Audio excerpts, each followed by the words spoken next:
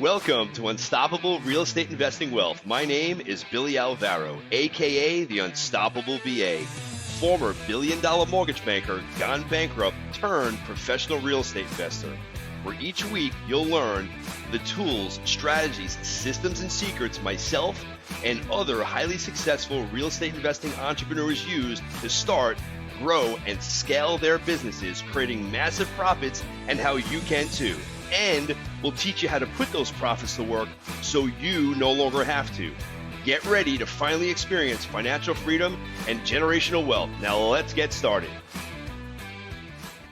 Well, welcome back, everybody, to another episode of Unstoppable REI Wealth. I'm your host, Billy Alvaro, and today I'm bringing in a friend of mine, Jeff Nydegger, who I met at the Multipliers Mastermind, I think like 3 years ago, maybe 4 years ago. Yeah, it was. Yep. And then we're in Collective Genius together. Jeff, welcome to the show, bro. Thanks for having me on. This is cool, man. It's great to see you back in your realm, in your office, and we're looking forward to this. Yeah, I love it, man. I love it. Yeah, that's where you got everything out, your knickknacks, got all your stuff, all the stuff that means the most to you, right? Hung on the wall. It's a great place. Yeah, no doubt. I know you got about 4 computer screens behind you too, or in front of you. I know, day trader, or are you a rehab guy? Both. Yeah, it's so funny. So Jeff, you're out of the Illinois market. You've been doing this full time for what? Since like 2007? 2007. We're in our 17th year. Yep. Congrats. Not a lot of people can say that. Congrats, bro. Thank you. And give the listeners just the background of type of organization you are, what you guys do in your business. Sure. The name of the company is Kendall Partners, and like you just mentioned, around since 2007. We have a TV brand that's jeffbuysyourhouse.com. We've done lots of things, most of them good and some not so good. And we can talk about that. But really what the business is now is a direct to seller marketing business. We're buying houses from folks off market and taking them to the market, or a few of those are going to be sold to investors. But really we generate quite a bit of leads every month, and talk to some folks here in the greater Chicago metro area. And, our purpose statement, we're providing hope to people through a trusted real estate experience since 2007. So veteran owned, got a great team. We've got 18 of us now. And so we're rehabbing, we're flipping, we're wholetailing. We technically don't wholesale. We actually buy every single house. And I think we've done about 1,200 houses in that 17 years. Nice job, bro. So is it because of the laws in Chicago, Illinois? No, we technically would be just fine wholesaling and saving probably $3,000 per transaction. And I get the math over a couple hundred deals a year. We came to the market in 2019 and really wanted to do something different than everybody else was doing. Wholesaling out here in the Chicago suburbs and in Chicago really had a bad taste in its mouth. There's just a lot of shady operators, and I'm sure that's where it is in every market. Yeah, we wanted to come out and really say, you know what, we're going to talk to you, come out and provide you with that offer, but no fear, because we're actually we have the intent and the capacity, right? So we have the cash, and we actually want to buy the house. So we're actually a house buyer, a home investor, not just a wholesaler. Which, by the way, wholesaling is great. I think it's a great business model. But for that reason, we've just decided to stick to that. And I believe that we probably win quite a bit of business because people know that we're not gonna back out because we couldn't find a buyer. Right? Sure. It makes a world of difference. Definitely. Are you guys doing any type of innovations out there? We are working on that. There are quite a few people out here that said they've done it and do it. And upon further research, there isn't. And I don't mind being a trailblazer, but it's a little bit more work out here, probably more similar to New York. Just getting it all. New Jersey. Yes. Yeah. New York, getting it all dialed in. So no, we are currently not doing novation. So I think one of the challenges you're going to face with that is it's going to go basically against what your promise is to your sellers, right? Is that you're going to come in and actually close. With the novations, you're not. I mean, the backup is if it falls out, you will, obviously. But a lot of the novations we see, we're locking them up for higher amounts than what we would if we were wholesaling. Mm-hmm. And so it's a little tricky. Is Illinois where you're at? Is it an attorney closing state or is it title?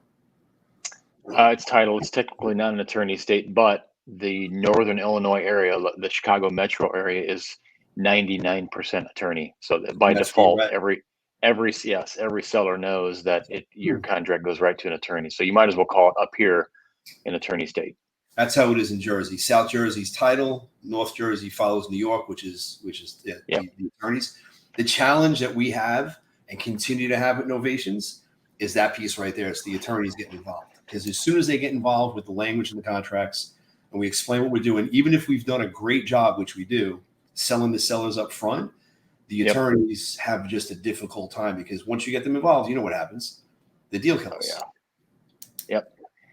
Yep. We're working through those logistics now to be prepared for that. But I believe, and I'm sure you'd agree, sounds like you would, that it's one of those tools that I feel like with as much deal flow as we have, we should have in our tool belt, so to speak, to pull out. So I'm excited to do it, and we're going to do it. We're just trying to roll it out the right way and find the right agent, right? I think that's a big component. Finding the right agent that's going to be kind of that one that's building that bridge from us to the seller and then us to the end buyer. Yeah, the logistics, the agent, the attorneys. Your attorney is going to have to be involved with the back end attorney. I mean, it's a lot of work. Very lucrative if you get it dialed in. I can't say that we have it completely dialed in, but we did one last week. It actually was last month. It's closing next week. $90,000 novation fee, which is fantastic. We did another little one, $35,000. Another one for $42,000. But our pitch is that if the buyer comes in and they need repairs and they need something done, it's on us. And we've taken money out of our pocket and done quite a bit of repairs on these properties to get them mortgage ready so these end buyers can get in. Yeah. So it's almost like we do a lot of joint ventures with sellers, a lot of JV deals where we'll come in, we won't buy it from them, we'll just do a JV. So it's very similar to doing a JV type deal, just a little bit more of a spin on it.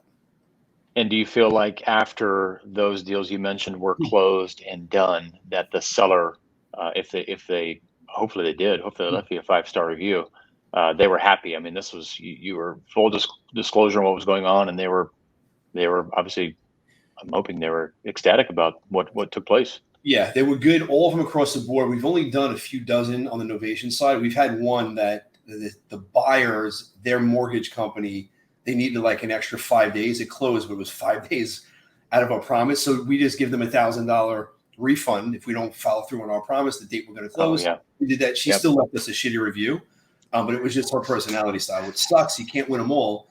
But for the most part, we're getting those 5-star reviews out there. Good, man. That's great. What is your give the listeners just an understanding? Because I had a lot of people on today that I've been interviewing that are on this scale mode.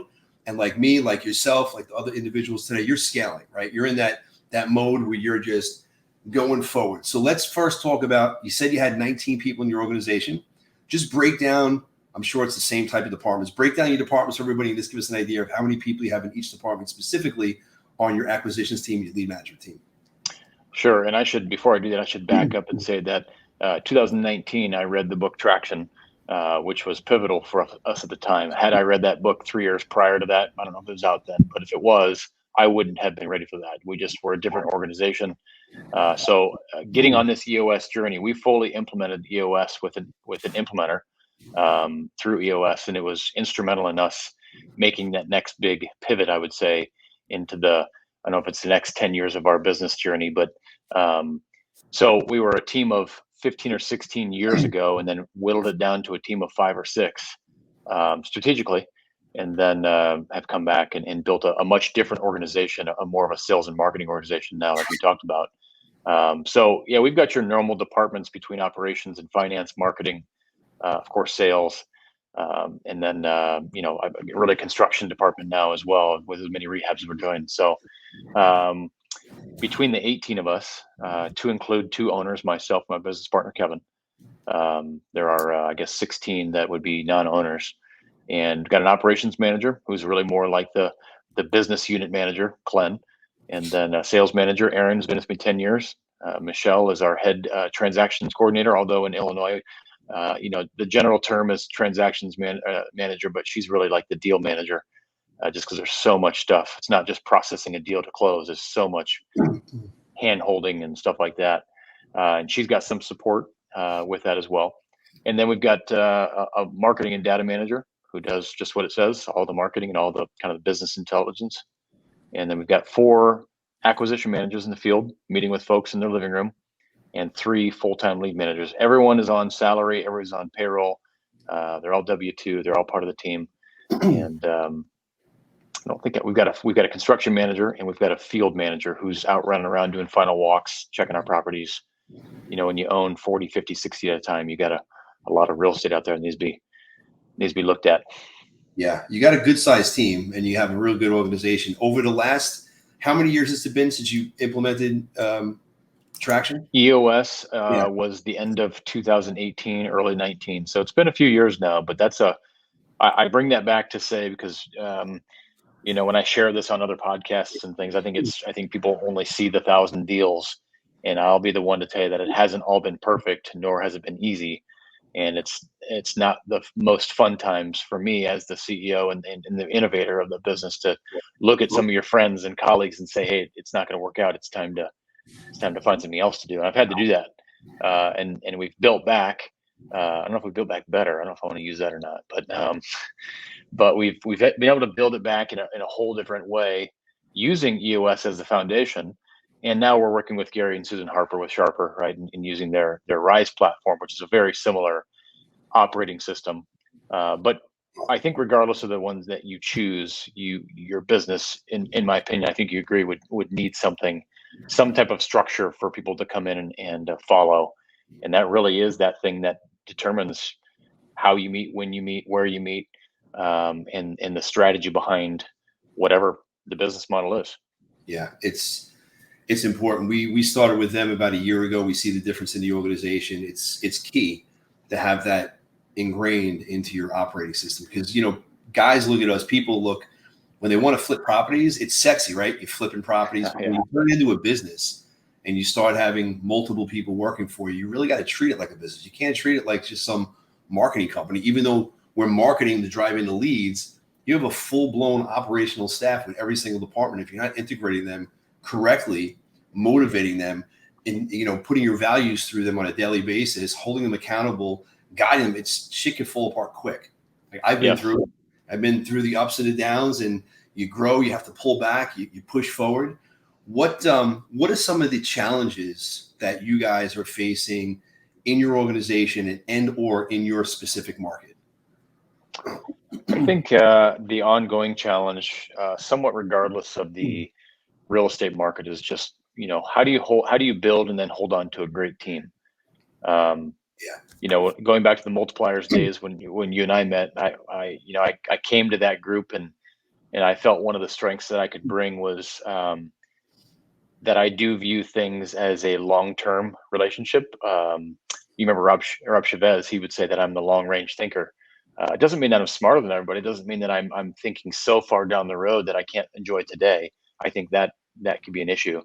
But what I think I'm good at and continuing to improve on is being that forward-thinking person, and but also viewing the relationships as a long-term thing. And what I mean by that is when we build our team here at Kendall Partners, we want people to love what they do, to find that balance that they really want. Now, I actually hate the work-life balance. I think the balance is always like this, right?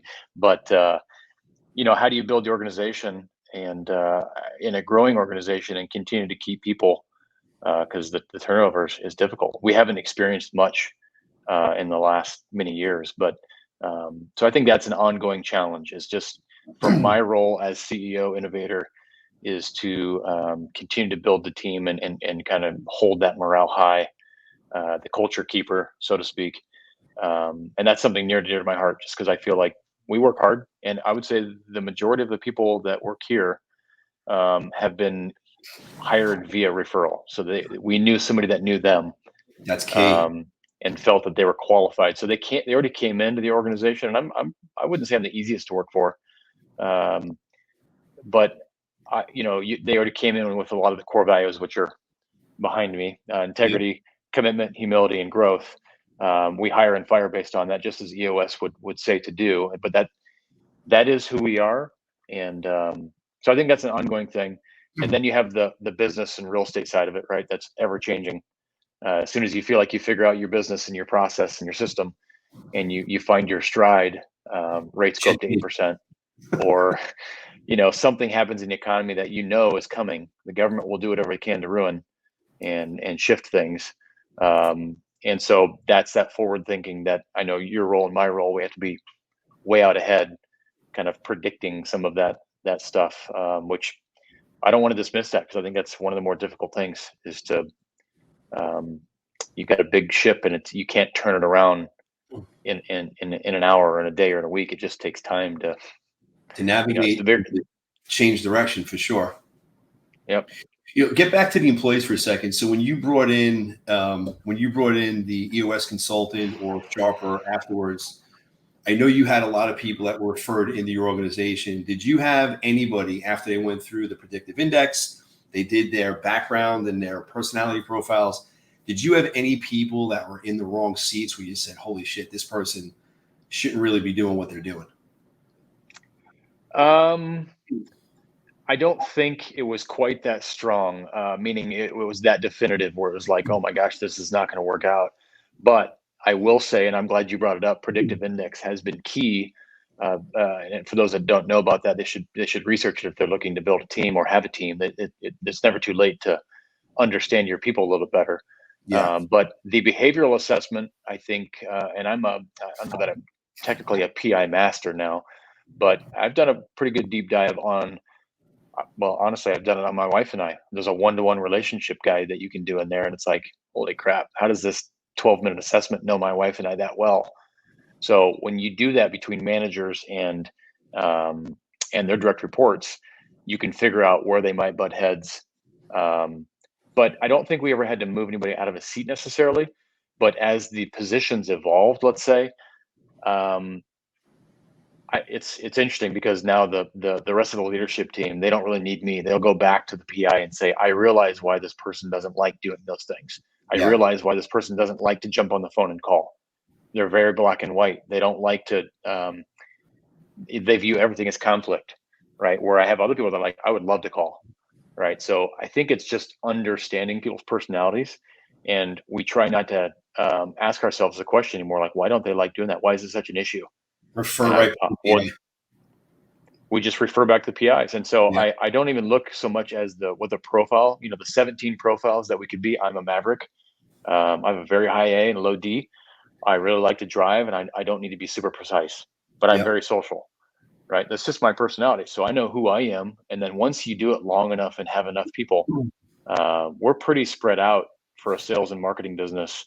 We're pretty spread out over the entire target, if you will, where it's not all mavericks, because it'd be a lot of this, and I think we've done a good job of avoiding some of that, because I don't want that. We can't be, as Medley would say, bulls in the pen, somebody's about to get poked. It's true, right? It's true. You get a bunch of yous and me's and making a lot of decisions. We'll probably get along really well, but there's going to be a lot of, in a moment's time. And that's not always healthy when you're trying to do the day-to-day. When we had the predictive run through the organization, because we use it obviously in our current team, anybody new that comes in, we had a full assessment on our current team, and just about every single person was in the right seat with the exception of one. And I got to tell you, it was tough because we knew she was an asset for the company, but we also knew she was in the wrong seat inside the company. And when he had his meeting with the staff, with the team, he put the PIs on the board and he went through 1 or 2 or 3, and then he came to the 4th one and he just looked at it. I'm not going to mention names. And he's like, are you overwhelmed and completely stressed out? Bro, broke down, tears, crying. It just pinpointed that she was in such a stress mode because she was able to fit in to do the role when she converted her personality. She was going crossing the line. But when you do that for a prolonged period of time, it causes a ton of stress on you. When you modify, I think we all can do it. If you're, especially if you care about the organization, you'll do it because you feel it's the right thing to do, and you're committed to your organization, right? And you want that. But then, what does it create? It creates the same thing you would create in you and me. Maybe the length of time we could last might be different, but you burn out eventually. We all do. I'm actually going through that myself in the company right now because I don't have a COO, and I'm fulfilling that role. And like you, I'm a maverick, and I'm stretched out across the board. I don't have the business, the mindset to go into that COO role long term. And I've been in that role for a long time. And Gary's looking at me and he's like, bro, you're ready to just snap out. Like, you're handling what you're doing, but your PI is telling me that you can't stand exactly what you're doing. I'm like, you hit it on the head. He goes, we got to get you quick. We got to get a second in command. So we found somebody in the organization who I knew the whole time. He's been with me for 8 years. I just got to get him up to speed to start running this thing because, you know, like I'm not a detail guy. I don't want to be bothered with meetings on a day-to-day basis on managing the managers. Like, it's not my thing. I'm good at growth. I'm good at vision. I'm good at leadership, inspiration, making big relationships, growing the organization, big relationships, growing. But the day-to-day operating, Jeff, it was kind of cool to see when he brought that up on what is going on, because internally I've been feeling conflict for like a year. And I'm like, what is going on here? It's because I'm not in the right seat, you know, and it's probably going to be another year until I get to the right seat. It's going to be at least an 8. But without those tools, right? Without those tools, I mean, not to say you wouldn't have identified a potential burnout or conflict, just the rub that you're like, why am I doing this? But PI does help you pull that out. And then, I'm in agreement. Yeah. Kevin, my business partner, Kevin Hansen, our offices are side by side and we've got a pocket door in between. And it's funny because when I stand up most of the day because I'm pretty energetic and I like to just move and shake, and it drives me nuts to sit in front of the computers. As much as I love it, I need to have my window of time where I need to get out. And he'll just be like, you're like doing the pacing thing and heavy breathing. Do you need like a walk? I'm like, man, I just can't do the whole office thing all day long. I need to get out and just do something. We got a basketball court in the office. Thank God we can go out and shoot hoops and burn some energy off. But yeah, I think that's part of it, is knowing who you are. And then even as an owner, right? Even as the owner of the organization, we're not all mavericks. Not every owner of an organization is a maverick. Some are just visionaries, but they don't really have the maverick or captain type profile where you're super high A. And, so I think it's just, I guess I hate to be an infomercial for Predictive Index. I should have a affiliate link, but I think it's a tool like that is something that is imperative if you want to grow an organization and really understand your people and not have to always ask the question, why don't they get it? Why don't they understand it? Why don't they like to do it? Why are they complaining about it? I think that I think it's a worthwhile spend. It's an investment, but it is definitely an investment. It's not cheap. Firing and rehiring and training new is like 20x the investment. 100%. I've gone through that as well. That lady that I was speaking about, we found out she was in the wrong seat. She exited. She couldn't take it. She quit. Wanted to repurpose her, but she's like, can't do it. And she was a good employee, but she was definitely not in the right seat. But that role, transaction coordinator, was key to the company. Key. Yep. So when she left, it took me, man. I mean, the employee turnover in that role. She was there with us for 10 years, long time. Oh, wow. Not in that role. She was in other roles, and then she ended up in that one because somebody else who was with me for 10 years moved to North Carolina. But I got to tell you, the overturn with employees, the cost factor, the labor, the time, the money, the resources that you have to put in when you lose a key employee.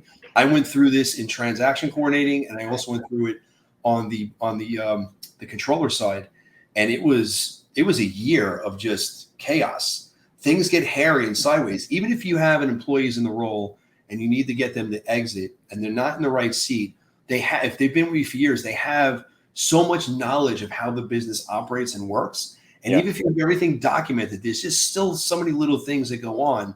When you lose that business knowledge, that core that's been with you, even if they weren't working at their highest level, a new person coming in who's a lot better of an employee, they're smarter, they might be faster, they're going to be lost. It's going to take them so much time to pick this stuff up.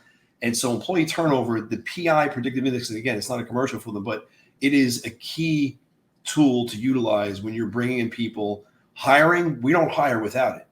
If they don't meet the PI, I can't even, especially if they have a real low COG score, depending on the role, like I won't even take the interview. It's not worth it. Yep.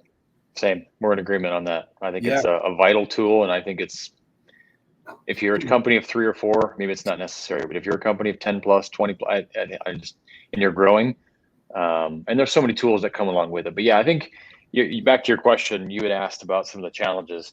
I think people are always a challenge. And I think what I've learned in this many years of doing business, I don't think I realized it until a couple of years ago. You read all these books, you get all this training, EOS, REI, you can do, scaling up. There's all these different operating systems or philosophies of how to do business.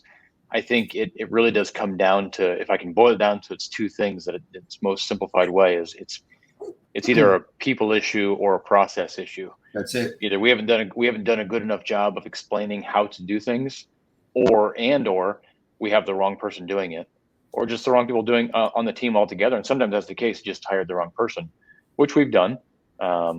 We've had some good breakups where it's like mutual, like, hey, this isn't. That is the hard part, because sometimes when you're growing and we don't know what we don't know because we haven't been to where we're going. Once we're on the journey or on the path, or we get to that next milestone, we didn't realize that it was going to take that amount of work. And the person's like, I didn't really sign up for this. I really love you guys, but you're like, okay, well, that's good. I hate for you to be a part of that thing, but I'm like, that's kind of just the way it goes, unfortunately. So yeah, we try to be very transparent about that, because we're not going to say that, when you're growing and you haven't already been to where you're going, it's kind of uncharted territory. So do you want to come along with us? It's a lot to learn. We're going to do it together. So get on board. Jeff, let's switch over to your sales department.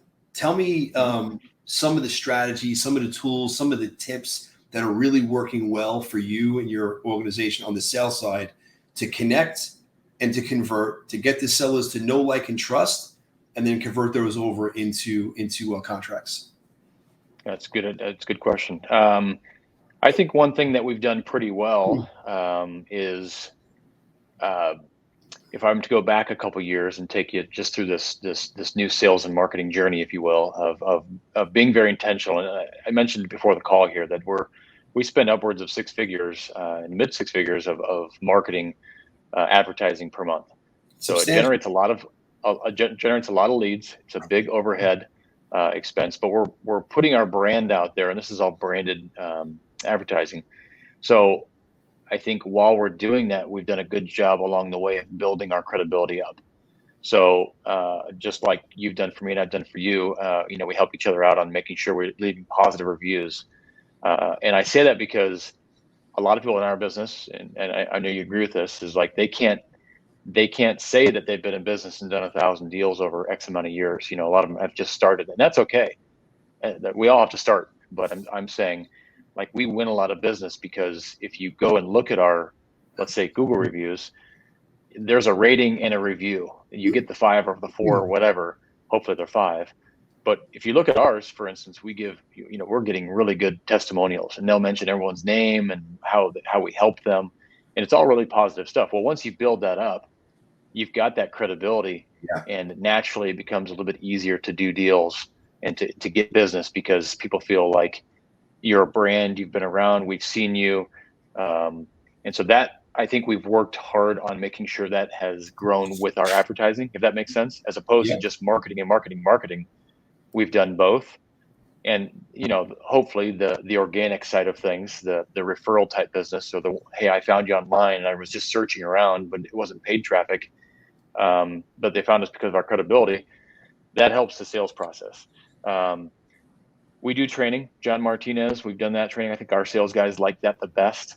We've done some stuff with Steve Trang, mutual friend of ours. Steve's a great trainer. John's a great trainer. Jeremy Miner, we've done some of that and some of his training. So we've tried to find that they don't really have to be industry experts, in my opinion.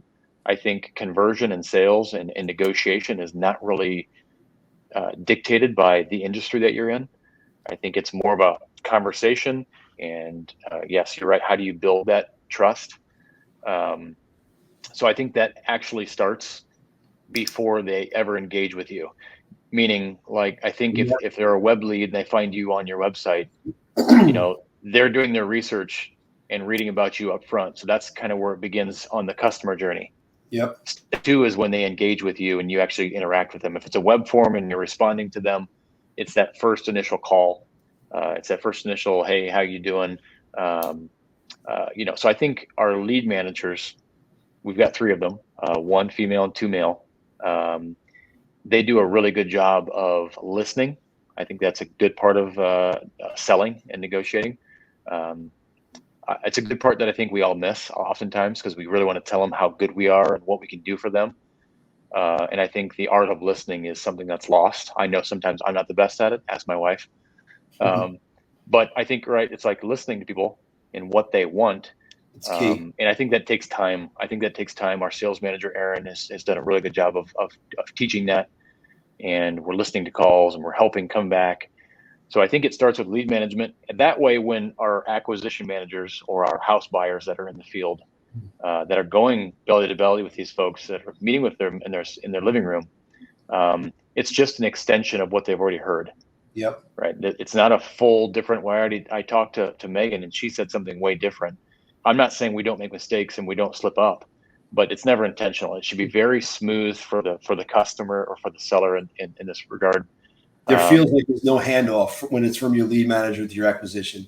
It's just a nice, consistent flow, conversation, tonality, the values in the business is already brought forward. That trust factor is already there. We get a lot of that too inside our organization. They're just, they say how much they respect and appreciated, from the marketing person who's answering the phone, the lead manager, through to acquisitions. When Justin calls, my sales manager, when my team goes out and does the inspections on the property, either Amon or David, everybody in the organization has that common thread of they're really good people, they really care, and they treat the people well when they go to the house, and they all see it. And they're almost, what's crazy, Jeff, is they're almost amazed by it. They're surprised by it, right? Do you get that? Like, I can't believe how nice your organization is. I can't believe how everybody's respectful, and they show up when they say they're going to show up, and everybody seems to really care. I agree with you. I think it's because of the business that we're in. I think that people that are selling homes to us, that is probably going to be their biggest asset, that they're selling, or their biggest item in their life. Oftentimes it is. And I think that, either they were concerned about an agent working with them or concerned about an investor. We don't usually use the investor word. There's certain language. I think that's a good part of what we train on as well. We don't call it a contract. We call it a purchase agreement. And I know that's semantics between you and the audience, but it's not when you're the homeowner. And so if they're the hero of the story, which they are, they're the ones we're in business for. And so we've got to win and earn their trust. And they're not all referrals, right? It's coming to us cold, basically. And they want us to prove to them that we're good and true. They can read all the Google reviews, but they're like, now prove it to me. And they may not be saying that out loud, but really they're like, yeah, they're gonna be thinking about it. So you're right. I think that we work really well really hard on the handoff from lead manager phone call to appointment setup. That way, when they get there, whether that's tomorrow, hopefully, or in 2 weeks, which is hopefully worst case scenario, that really feels good to them, that some of the questions were answered, and at least we cared and listened to them. And let's be honest, not as much as in our business we want to have a formula for everything. These lead calls, as much as we'd love for them to be 7 minutes or less, some of them are 29 minutes, because Aunt Susie wants to talk to someone that's not only an expert, but again, that's going to listen to them and answer their questions. And it ends up oftentimes the best calls, maybe you'd agree, the best calls have little to do with the house. It's everything about that next move or the situation they're in, or it's like, it's a 3-bedroom, 2-bath, and it's 1,500 square feet, and we bought it in 1949, and et cetera, et cetera. But the next 22 minutes are about, now we're painting this picture. That we're painting this picture for what it looked like and feel like if we were to get this deal done. If we, where do you want to go next? Because you're looking to transition. So you're future pacing in the conversation, and you're having them see what the hell is going to go on. And when they see it and they can understand it, they're already making that decision. When I was in the field, Jeff, years ago when I was buying properties, the best deals I've gotten were the ones where I took the calls, I went into the house, I would literally plant myself there. In some cases, an hour and a half, 2 hours. Now, people would be like, that's insane. I would never spend that much time at a property. But I was buying deep discounted properties. And it wasn't because I was better than anybody else. The fact of the matter is I was buying these properties because all I did was listen. I ask questions and then I shut up and I listen and I would let them talk. I had properties that we would purchase, Jeff, back in the day where I wouldn't even talk about the property for the first hour and a half. It was the last 15, 20 minutes where they know, like, and trust. And like, you know what? What's it gonna? What number do you think you'd be comfortable selling this property to me for? Or they would say to me, this is the number I'd like. Could you come close? And it's literally like $75,000 or $100,000 less than what I was thinking I was going to buy it for. And deals like that, not all the time, but deals like that happen, I think, when you're trained up the right way, when you have an organization that cares, and when you do exactly what you say, when you listen to people and you just give them that. Now, look, certain guys like me, I'm a maverick type A. I don't want a 2-hour presentation in my house. Like, give me the numbers, give me the bottom line. Yes, I'm the same way. You really need to understand the personality profile that you're speaking with and kind of modify yourself to kind of connect with them. So I don't want people to listen on the call and think like every call you go in for 2 hours or half hour. It really depends on the personality style that you're dealing with. It does. And I think you asked about kind of the sales process, but I believe that in this business and probably any marketing and sales business, but ours specifically, we're at this, we're buying folks' homes. I think the salesperson, or in our business or in our industry, in our business, we're calling them acquisition managers. I think the intuition is one of the most meaningful traits, I guess you'd say. So when someone understands what you just said, that some people want to be told the information in 12 minutes and give me your number and leave me your contract, and it's cut and dry. That's me too. I may go one step further, because I do, not that you don't care, but I do care about kind of hearing a little more. And then some people need to be sat down and they want to have tea and scones for 2 hours. Yeah. And it's, and if your process says, this says I only have 30 minutes to meet with Nancy, I got to be out here in 29 minutes, and all you're thinking about is the clock and the next appointment, then I think we're missing the boat. And so back to the sales process, I think we've done a pretty good job of understanding that and giving our team enough time so that they're not rushed. And there's a sweet spot there, right? 1 appointment a day for them is not enough. Yeah. 4 appointments is probably too much for your average person. Yeah. Especially in Chicago or New York and New Jersey, where you're, half the time is in the windshield, sitting in traffic or driving. So, so they go ahead and go to the house, right? And using that intuition, following our sales process. And there's a little bit of some leeway there. Mm-hmm. They earn that, right? That, not day one, but they earn that right to have that a little bit autonomy. And then once they get a purchase agreement signed, that goes right to basically our front office here. And Janelle on our team has that promoter profile.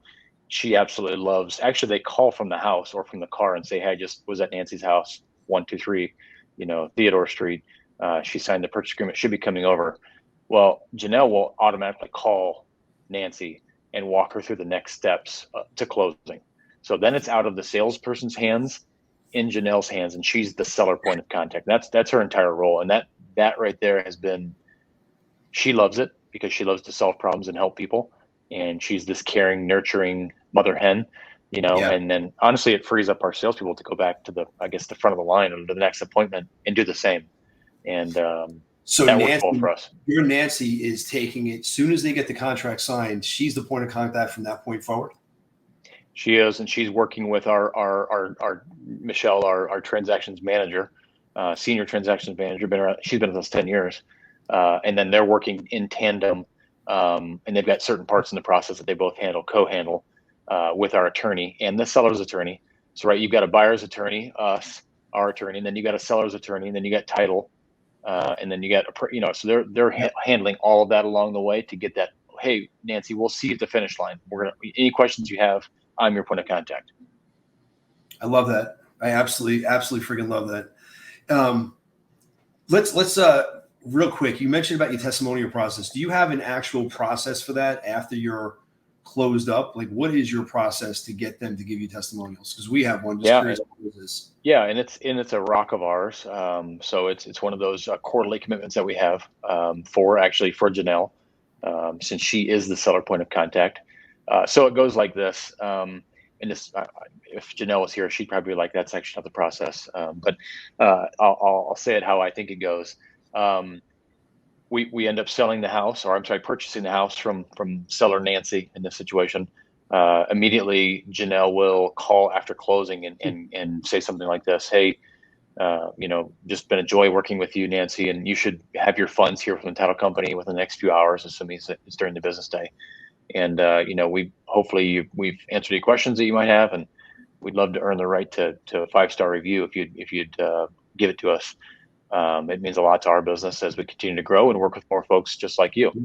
And oftentimes, like, "Oh yeah, no, that's great, because I want more people like me to find you." And that's, in a perfect world, that's how it goes. And then 15 minutes later, you get your 5-star. And we're always trying to get it Google, Facebook, Better Business, Yelp, even though I think Yelp's extortion. But those are the channels, with Google being number one in my opinion. And we ask for a rating, and I told you already, the review. Yeah. And the cool part is, from my standpoint as the owner, CEO, innovator of the business, all those reviews used to mention my name, even though it's Jeff Buys Your House and Kendall Partners. They don't mention my name anymore. A couple things that I'm proud of for that. One, I'm not really involved in the process, and you don't talk to me, because we built a team around it, right? And two, they get to mention all the people that have been involved in the transaction, from lead management. Janelle's usually mentioned because she's spending the most amount of time with the seller. Of course, the acquisitions manager. But it's a proud moment for me, because they go ahead and mention the team and CJ in the field. I mean, these guys are amazing people that really care. And I honestly, out of those reviews, find out more about our team and the humility, core value, that we have, because of things like last night. CJ, who's 22 years old, is out at 7:30 at night meeting with a seller, because they were supposed to do a final walkthrough to buy the house at 4, which is during the normal working hours. The guy couldn't, and so CJ came back at 7:30. He's moving the guy's stuff out into the garage. He's helping him, and he goes above and beyond that type of thing. Well, CJ is mentioned in these reviews all the time, because it's like, this young man CJ shows up and is just the most polite gentleman ever. And so he's kind of the icing on the cake. He's one of these 22-year-old kids that will never respond to you without saying sir or ma'am. And that's pretty rare if you didn't know anymore. So yeah, well, that is definitely rare. Yeah, so we get that, and then that's the review process. Now, my old review process, and this is a secret, I guess, that I've told a lot of guys from CG and multipliers. I was personally asking for those reviews via a Loom video to each of the sellers. Those are something that you can pre-record. You can just look at your closings that are coming up and record those. You don't need to time stamp those and mention the time in the video or the date in the video, because those closing dates, they move, right? But you can say, "Hey, Nancy, appreciate the opportunity. I'm Jeff, owner of Kendall Partners and JeffBuysYourHouse.com. Hey, I just want to take a second and say how much we're appreciative of you choosing us to purchase your home. And, hopefully I've answered our questions. If you'd leave us a 5-star review, and I'll include the link." That has gone a long ways, because then they get to see me, right, and hear from me, and it is genuine, because I'm genuinely asking for them to leave some credibility. That's only backfired one time. I sent that review about 2 days too early, and I mentioned, hopefully by now you have your money, et cetera, et cetera. And closing was kicked back, and the guy was kind of upset, out of our own control. Attorney and title kicked it back, right? They pushed closing out, but who's always to blame? The buyer, right? Because we're the company. And he said, absolutely not. He left us a 3 or a 4-star review, which I'm okay with that. I think we have 230 reviews, averaging 4.9 stars. I can afford a couple negative reviews, but whatever. So I messed up on that one, but he still said, "Hey, you bought my house, got us our money. You just asked for my review 2 hours or 2 days prior." Yeah. So, okay. Did you, when you set that up, was it in an automated sequence? You just send it out from your cell phone? Like, what was your mechanism for sending that out? Well, I did it both ways. I would record a few at a time just on my Mac, and just it's a 1-minute recording. I'd send the link to Janelle, and then she would send it out at the time of, right? So she'd say, "Here's a recording from the owner of the company," basically saying, asking for the review. Yeah. That we're only using now as a step 2 or 3, and I'm perfectly happy doing it. Happy doing it, just because I want to continue to see that credibility go. And a little bit of pride that I want to get to 300 reviews, because I don't know many companies in our industry that are even close to that. And I want to get there.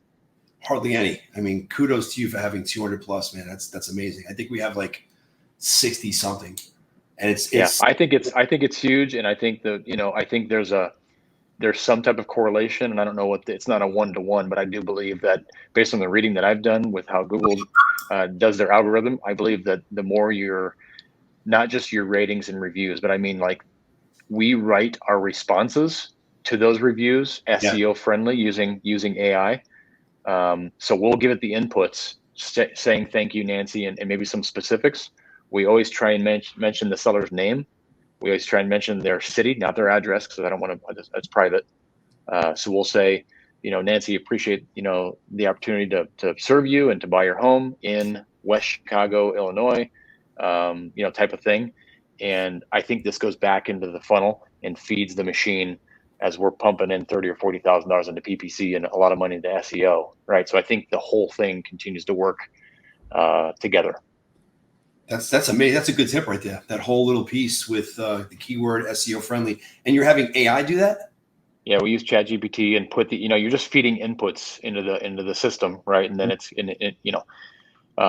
side note on AI, if you didn't know, don't copy and paste everything that it says, because it's not a human.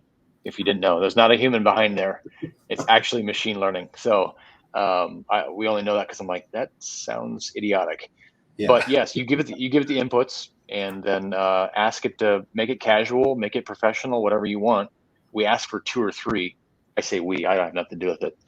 Glenn, my operations manager, handles it with Janelle. But then if you get on there and look at our reviews, which you can include a link to it, and people can check it out and read them, they're crafted. Let's say 80% or 90% are crafted with AI, and then we put the final touch to make it personal. We don't want to sound. But it puts some good stuff behind it, and then, like I said, we ask it to write it SEO friendly. Good nuggets, bro. Let's get into real quick, because I know we're coming up to the 47-minute mark, and I want to be conscious of your time. On your marketing end, you're crushing it with TV, you're crushing it with pay-per-click, a lot of pull-ins. Are you doing any outbound? You doing direct mail? You doing any type of text? The only outbound we are currently doing is direct mail. I've been a proponent of direct mail since we started direct mail in 2008. That goes back to the short sale days. Most of the people weren't in the game then. Yep. But when those short sales came out, and I was like, what's that? No one knew. And so we started mailing to notice of default, probably similar to you, and going after the Liz Pendis and people that were 30 days, 60 to 90 lates. So that was our first taste of direct mail. And that was, I thought scale back then was sending 30 letters a month. Mostly because we were doing it by hand and personally, trying to personalize it. And I felt like, man, my hand's going to fall off, right? And then things evolve, and you hire Yellow Letter HQ or some of these other companies out there to do it more professionally and expedite it. Yes, in bulk. And now we use a lot of different data aggregators from Audantic and maybe even 80/20, and there's lots of different services out there that will pull information. But we dump that all on the top of the funnel and have a couple million records on deck, if you will. And I would say right now we're mailing in between 70,000 and 90,000 pieces per month. And so direct mail has always been a foundational piece. Yeah. And I remember telling Kevin, my business partner, I said, some of these other lead channels are up and down, but direct mail, if you're in it to win it, using that long range goal of thinking things don't need to work today, but need to produce 6 months from now and forever, then keep the mail marketing going, because we are still doing deals right now, getting contracts today from what we're calling the COVID postcard that we sent out, green little postcard that we sent out in 2020. And they may have gotten seven or 8 pieces from us after that, but they chose the green card that you're hoping they put on their refrigerator and save for when they're ready. That's the good part about direct mail, is that they might just hold on to it. The older generation tends to keep stuff, and they keep it in their tight little pile next to their wallet on their countertop, right? And then when they're ready, they'll pull it out and call that number. And you want them calling you before they go to the internet. Not everybody goes to the internet to look, right? They want to. Especially the older folks. The older ones, Yes. they don't really do the research online. It's really, pen and pad. They get those letters in the mail, and they may check on the Better Business Bureau, but that's basically it. It is. The amount of leads you're getting monthly, Jeff. Break it down, because off camera we were speaking about that. Just for the audience, Yep. How many leads a month, gross leads, are you guys generating from all the marketing that you're doing? The gross responses, I haven't looked for maybe the last 90 days. The number used to be like this. To the amount of net leads that you get, and I will say the net leads, we use the term qualified lead. Yeah, us too. We use leads. Yeah. So I think that the industry in general has misinformation on what that actually means. But we determine a qualified lead purely as a seller that wants to sell.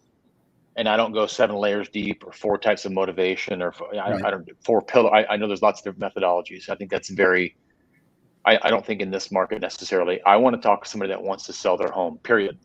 Yep. I don't care about the price or the condition or their motivation necessarily or their time frame. And those are the other 3 or 4 things that people like to hone in on. Personally, if you want to sell, then you're a qualified lead. Doesn't mean you're a good lead, just means you're qualified. Above qualified is everything else. And so with direct mail, because it's outbound, like you just mentioned, doesn't mean that everybody that you send your letter to, 80 or 90,000 a month, that they all want to sell or need to sell, et cetera. You're hoping the data is good, but it's more of a shotgun approach when you're at that level of volume. So you're going to get a lot of FUs, which we call them, right? So I got this letter 50 times, right? We probably get a dozen or so a week, I would guess, probably 5 times that, I don't know, of people that take our postcard, rip it into shreds, half burn it, put it in an envelope, and send it back. Red tape all of it, send it back to you and say, if you ever, and it's like death threats, right? But they're going to the extent now where they're looking me up on Facebook and Instagram. They're IMing me and telling me, send me another piece of mail. I'm going to bust your face open. I've had letters from marketing people in Washington, D.C. for human rights marketing people. I'm just like, here's the good part about direct mail. It does drive an emotional response. And our message is not threatening. It doesn't say that you're in foreclosure. We don't, even if you are, we wouldn't say it. It doesn't say that we're not saying we're going to foreclose on your house in 30 days. It's really a pretty clean and clear message. Hey, I'm Jeff. I've been buying houses a long time. I'm a veteran, local to the area. We'd love to, if you're looking to sell, I'd love to chat with you. Something like casual like that. But so because of that, we get quite a few leads that are unqualified, which the reason that's important is because when you run a business the size of yours or mine, it still takes a human to sift through all of those unqualifieds to get down to the ones you can work with. So if we're running about 250 or 275 qualified leads per month, we're probably more 300 to 350 unqualified, if not more, even 400 sometimes if the mail is really hopping. And honestly, because we have a reputation and we have a brand, as you do, you still have to call, you still have to talk with that person. Usually they're live because they're direct mail, they're calling. You still need to treat them with compassion and humility and love, right? And just even though they want to rip your face off, we just kill them with kindness and just kind of have fun with it a little bit, right? And just say, hey, you're right. We're gonna, and we do try and respect the take you off your list. We do have a process for that, but that's how we generate leads. And PPC, we've been doing pay-per-click for years, Bing and Google, direct mail of all different varieties, from a mail piece to a check letter to we probably send out the majority of our postcards, branded and unbranded. That's the only unbranded marketing we do. And then, like you said, TV, and then all the lead aggregators that you're familiar with between some of the bigger brands that you can buy leads. So you're qualified leads a month. How many are you bringing in? Qualified, you said? Yeah, the qualified leads. About 275 is where we need to be right now. 275, and you have 3 or 4 acquisition? 4? 4. Yeah. So how many appointments is each guy going on roughly a week? They need to be right in that 10 to 12 range. 12 would be the ideal number. That's good. That's good. And how's the conversion? I will tell you right now, if you're looking at top of funnel, and a lot of people are using a ratio of like how many leads to a deal. Last quarter we were just over 9, so not about 9.5 leads to a deal, and we're shooting for just under 8.5, which doesn't sound like much, but it is over 275 It leads. is. Hell yeah, it is. So we're probably right in that 22 to 24% conversion ratio from lead to appointment, offer to deal. So every 10 calls, every 10 qualified leads technically should be a contract. Yeah. And how's your pull through ratio from contract to close? You guys have a decent pull through? Yeah. We are working through that now. And I say that because when you're only buying 6 and 8 houses a month only, and we're closer to 20 and 25 now, and doing 30 and 40 transactions a month, I believe the fallout is going to be right in that 20%. Yeah, that's about where we're at right now. I've seen months at 25. Buyers are flaky. I'm sorry, sellers are flaky, and we're getting. It just seems like more and more now. Sellers canceling, but that's not really because they don't like us or like our process. They sign too quick, or maybe they're the heir to the estate and they actually didn't have the authority. And so there's ways to get better at that. But I think we're going to be right in that 20% fallout. So 10 contracts, we're going to buy 8 houses. Yeah, that's awesome, dude. That's where our numbers are at. We're not quite as high on the conversion up front. We're only at like about 19.5%. Tough market in New York, man. Tough market. The competition, and I think it's everywhere. I mean, competition's the competition. It is crazy the amount of people that go out to these houses to buy. Like we're competing with 7, 8, 10 people at a time. It's crazy. Yeah, well, we really haven't had the iBuyers come in, so to speak. That is one advantage and disadvantage. Meaning, like, a lot of companies have come to the Chicago market and really try to dominate because, it's the 3rd largest city in the country last time I checked. So there's about a 9 million person metro that our company currently is only buying a couple hundred houses a year out of. So the market is so segmented, much like Jersey and New York, where you've got a lot of operators that are probably picking off 20, 30, 40, 50 deals a year. Yep. And not a lot that are doing 150 and 200. Correct. You know what I mean? So where do the iBuyers come in? They really have struggled just because the nature of like New York or New Jersey or Illinois type real estate, blue state real estate. It's tough, and it's attorney, and it's time intensive. Yeah. And that's not Phoenix market. That's not where you can get a contract today and close in 3 days. That doesn't happen here. Not even close. Not even close with us too. Our cash conversion cycles are through the roof. Yep. Through the roof. So yeah, and one thing I wanted to mention.